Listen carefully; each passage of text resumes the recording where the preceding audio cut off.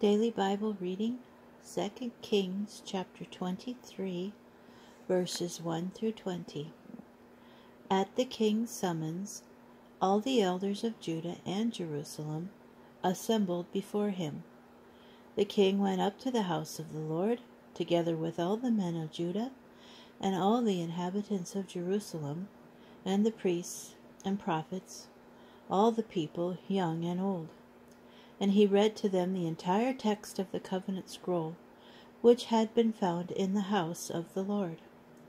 The king stood by the pillar and solemnized the covenant before the Lord, that they would follow the Lord and observe his commandments, his injunctions, and his laws, with all their heart and soul, that they would fulfill all the terms of this covenant as inscribed upon the scroll. And all the people entered into the covenant. Then the king ordered the high priest Hilkiah, the priest of the second rank, and the guards of the threshold to bring out of the temple of the Lord all the objects made for Baal and Asherah, and all the host of heaven. He burned them outside Jerusalem in the fields of Kidron, and he removed the ashes to Bethel. He suppressed the idolatrous priests whom the kings of Judah had appointed to make offerings at the shrines in the towns of Judah and in the environs of Jerusalem, and those who made offerings to Baal, to the sun and moon and constellations, all the host of heaven.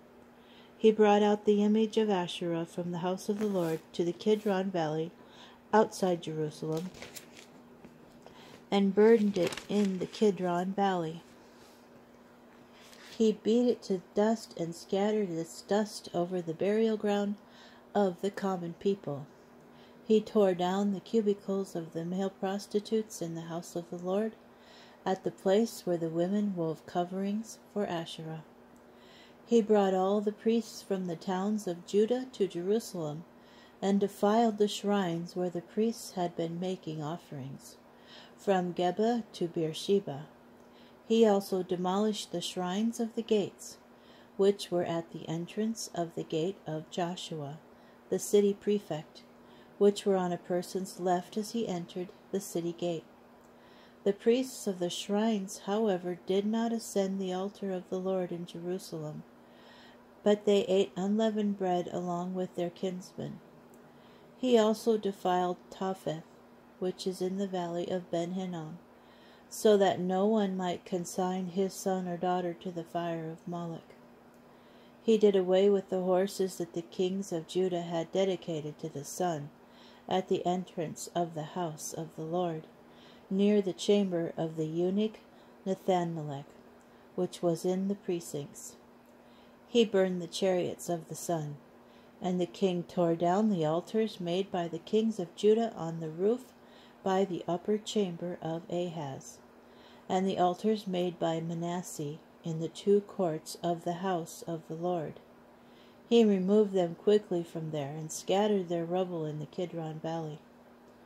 The king also defiled the shrines facing Jerusalem to the south of the Mount of the Destroyer, which King Solomon of Israel had built for Ashtaroth, the abomination of the Sidonians, for Chemosh, the abomination of Moab, and for Milcom, the detestable thing of the Ammonites.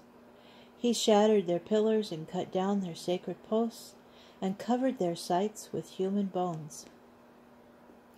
As for the altar in Bethel and the shrine made by Jeroboam son of Nebat, who caused Israel to sin, that altar too and the shrine as well he tore down. He burned down the shrine and beat it to dust, and he burned the sacred post. Josiah turned and saw the graves that were there on the hill, and he had the bones taken out of the graves and burned on the altar. Thus he defiled it, in fulfillment of the word of the Lord foretold by the man of God who foretold these happenings. He asked, "What is the marker I see there?" And the men of the town replied, "That is the grave of the man of God who came from Judah and foretold these things that you have done to the altar of Bethel." "Let him be," he said, "let no one disturb his bones."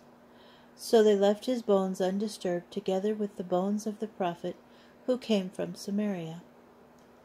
Josiah also abolished all the cult places in the towns of Samaria, which the kings of Israel had built, vexing the Lord. He dealt with them just as he had done to Bethel. He slew on the altars all the priests of the shrines who were there, and he burned human bones on them. Then he returned to Jerusalem.